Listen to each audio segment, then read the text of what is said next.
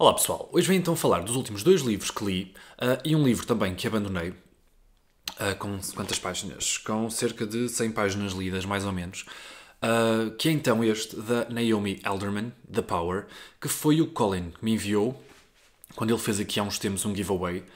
E este então era o prémio, The Power. Eu já conhecia este livro. Este livro foi muito falado no Booktube inglês, principalmente. Aliás, ele venceu aqui um prémio que vocês conseguem ver aqui, que é o Bailey's Prize for Fiction. Exato, Women's Prize for Fiction, e neste caso ainda era patrocinado pelo Baileys, mesmo uma bebida alcoólica. E temos aqui uma grande recomendação feita pela Margaret Atwood, que diz que é electrifying. Este livro esteve em muitas listas de melhores livros do ano 2016 e foi até um dos favoritos do presidente americano na altura, o Barack Obama. É um livro de ficção científica, eu acho que podemos considerar. E o que propõe ao leitor é: imaginem a nossa sociedade se nas mulheres começasse a despertar um poder semelhante a um choque elétrico, a um choque elétrico capaz de paralisar e matar outras pessoas. O que é que poderia acontecer? Que tipo de consequência é que isso traria para a sociedade? Se as mulheres de repente desenvolvessem então este poder e se tornassem de maneira tão óbvia o sexo dominante da sociedade. E mostra então as consequências disso. O que é que eu achei então e porque é que eu não gostei? É verdade que isto me faz lembrar quase uma espécie de X-Men, não é? Portanto, tem este aspecto de algum tipo de mutação qualquer, que confere então poderes a estas mulheres, mas a verdade é que eu achei a escrita tão rasa, tão simples, que me fazia lembrar quase como se eu estivesse a ler um screenplay. Mas o ponto principal nem era esse. O ponto que me fez gostar, não gostar do livro, melhor dizendo, foi os pontos de vista. Então, quando eu fiz aqui há uns tempos uma tag que disse que estava a notar que os livros estavam a ter muitos pontos de vista diferentes e que eu não estava a gostar assim tanto, era principalmente por causa deste livro que me estragou então a experiência. Isto porquê? Porque havia vários pontos de vista de pessoas diferentes, então, mas que lidos sucessivamente estes capítulos me pareciam tudo o mesmo. E depois temos aqui a autora que cria uma espécie de mito do Messias, não é? Uma mulher mais forte que as outras. É preciso dizer que este poder é transmitido a outras mulheres ou acordado noutras mulheres. Uma mulher que ainda não tenha desenvolvido este poder é capaz de ser despertado por outra mulher que já o tenha desenvolvido. Normalmente ele aparece em mulheres mais jovens, em crianças, e vocês conseguem imaginar o tipo de problemas que isso traz nas escolas e assim. E depois, claro, que é um problema que tem que ser contido pela sociedade. Pronto, isto parece interessante. Eu já tenho uma pessoa a quem gostava de passar este livro, mas vai ser surpresa.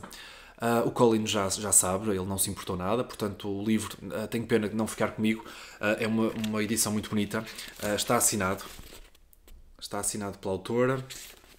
Mas então, eu vou tirar aqui o marcador que o Colin me deu, de Q, eu já vos mostrei, e aqui a carta que ele também tinha enviado juntamente com o livro, que eu também vou guardar. Muito obrigado, Colin. O que conta é o gesto, já sabes, e o que interessa também é passar os livros e fazer então rodá-los. Não gostei assim tanto, Eu vou tirar aqui as minhas marcações e depois envio então à pessoa que eu escolhi. E vocês vão ficar a saber quem é, ok? Pronto. The Power, Naomi Alderman. Não gostei assim tanto, ok? Não terminei. Esqueci-me de dizer que vai haver uma série televisiva deste livro. Okay? E faz todo o sentido, pela maneira como ele está escrito, e assim parece que foi preparado para haver uma série televisiva. É muito provável que vocês ouçam por aí então notícias deste livro. O próximo livro que eu vou falar vai ser um livro que eu comecei aqui há uns dias, depois de eu ter feito então aquela tag, mostrar até os livros que eu estava a ler. Juntei mais este, porque na minha cabeça é assim, eu tiro um, junto o outro. Enfim, em vez de terminar os que já tinha, não, fui começar outros. Que é então um livro do Balzac, O Coronel Chabert. Este livro foi publicado, aliás é uma novelazinha, foi publicada em 1832 e faz parte da série de livros A Comédia Humana do Balzac. Quem foi então o Balzac? O Balzac foi um escritor que nasceu em 1799 na França e morreu em 1850. E quando morreu, vejam só as personalidades que estavam no funeral dele. Victor Hugo foi uma das pessoas a fazer a sua elegia e a segurar até no caixão, e disse que a França estava de luto ou vestia preto porque tinha perdido um homem de grande talento. Um homem de gênio, que era assim que o Victor Hugo descrevia. No funeral estavam presentes figuras como os Alexandre Dumas, o pai e o filho, Portanto, uma figura de grande talento, o Balzac, e este é o primeiro livro que eu li dele. Eu lembro-me de falar aqui há uns tempos numa tag que eu estava a olhar aqui para As Ilusões Perdidas, e é verdade, mas como é um grande calhamaço, e eu tenho sempre este hábito de começar por coisas mais pequenininhas, comprei então este mês este livro da coleção Gato Maltês. Onde é que está o gatinho? Está aqui. Consegue ver? Coleção Gato Maltês. Eu desta coleção tinha também um livro do Gogol, O Retrato, que foi o primeiro livro do Gogol que eu li. Este livro é muito interessante e posso dizer já que me faz lembrar muito o livro do Almeida Garrett, aliás, a peça de teatro, não é? Frei Luís de Sousa. E vocês vão ver pelos elementos que são realmente muito parecidos. Então, quem é este Coronel Chabert? Nós, no princípio do livro, estamos num cenário, num cartório, e temos todos estes amanuenses, estes escriturários, estes copistas e assim, num ambiente de galhofa. Muito gozões, a trocar impressões uns com os outros, a fazer apostas e assim, quem é que paga uma ida ao teatro e tal e coisa. Pronto, um ambiente que até podia ser assim, muito semelhante aos ambientes de escritório dos dias de hoje, penso eu. Um ambiente de trabalho, mas também de alguma intimidade e conversa, alguma brincadeira e assim. Depois chega lá um senhor muito velho, num aspecto muito desgastado e já visivelmente pobre, ok? Que quer conversar com o dono do escritório, o dono do cartório, que também é advogado. Dizem-lhe que o dono só pode atender de noite, num horário assim um bocadinho estranho. O velho fica assim um bocadinho confuso, concorda e depois aparece lá no escritório do dono do cartório, que também é advogado. E explica lá a razão de se encontrar no cartório. Explica lá a sua história de vida. E é uma história um bocadinho mirabolante, que não admira nada que as pessoas não acreditem nele. Então, quem era este Coronel Chabert? Este Coronel Chabert era um antigo oficial do exército de Napoleão que, durante uma batalha, na Batalha de Eylau, ficou mesmo muito ferido na cabeça, um grande corte, uma grande rachadela no crânio, com o crânio ficou exposto, e então esta cidade fica a oriente, na Europa, eu penso que na antiga Prússia, e o crânio ficou exposto, teve assim passou um período um bocadinho mau, e claro, ficou abandonado, não é? Ficou abandonado lá, teve a sorte de tomarem conta dele. A verdade é que ele passou então este período muito negro. Este Coronel Chabert era casado então com a senhora Chabert, e a senhora esteve meses sem receber notícias dele. O que é que aconteceu? Ela, claro, que se começou a preocupar com outras coisas, em vez do marido, quis voltar a casar-se, já tinha ali um senhor por quem ela já estava assim um bocado interessada, e é uma senhora que vocês têm que saber que era uma revista social, portanto queria subir na vida, queria subir do seu estatuto, não é? E embora o Coronel Chabert fosse um homem muito rico, não lhe permitia então, o estatuto de viúva não lhe dava o que ela queria, o que ela pretendia, que era então ter uma presença mais forte na sociedade francesa. Então já tem ali outro homem em vista. Acontece que, antes do casamento se realizar, o Coronel Chabert, por condições que vocês já vão ver se lerem o livro, consegue enviar cartas à mulher a explicar a sua situação. A verdade é que não está no interesse da mulher que este homem apareça agora, não é? Imaginem, ainda por cima desfigurado e assim. Ela não sabe que ele está desfigurado, mas imagina que terá algumas lesões de guerra e assim, e não o quer. E então trata de fazer passar ao marido e a todas as outras pessoas que se trata tão só de um falso Coronel Chabert. Portanto, não dar importância a isto. É um homem que se está a fazer de Coronel Chabert, e isto devia ser algo muito habitual nos períodos de guerra, então, pessoas a reclamarem identidades que não eram na verdade as suas. Então isto passa, ela casa-se, tem filhos. O Coronel Chabert começa a ter uma vida uma vida terrível, ok? Uma vida terrível na rua e assim, mas é um homem de bem. Temos aqui também uma parte em que, por exemplo, o Coronel Chabert dá a conhecer ao leitor e ao dono do cartório a sua realidade depois destes acontecimentos que o deixaram ferido no campo de batalha. Desde o dia em que os acontecimentos da guerra me expulsaram dessa cidade, não parei de vaguear como um vagabundo, de mendigar o meu pão, de ser tratado como um louco quando contava a minha aventura, sem encontrar nem ganhar um soldo para ter acesso aos autos que poderiam provar o que eu dizia e restituir-me à vida da sociedade. Foi frequente sentir dores que me retiveram durante semestres inteiros em pequenas cidades onde eram dispensados cuidados ao francês doente, mas onde se riam na cara desse homem, mal tivesse a pretensão de ser o Coronel Chabert. Eu gostei muito desta história. Não vos vou contar o desfecho, obviamente, porque é um livro muito curtinho. Eu achei muito interessante. Retrata então ali o período posterior à queda de Napoleão. E é óbvio a crítica que o Balzac faz, não é? A diferença de caráter das pessoas que tinham sucesso no período pós-Napoleão e as pessoas que tinham sucesso no período do Napoleão. As pessoas como, por exemplo, o Coronel Chabert, uma pessoa de elevada moral, uma pessoa de um espírito puro, não é um homem bom. E depois as pessoas que, como a mulher do Coronel Chabert, depois, entretanto casada com outro, tinha outro nome, que era a vilã, é a vilã da história. Eu não vos digo em que condições é que o Coronel Chabert encontrou esta mulher quando se casou com ela ou para se casar com ela.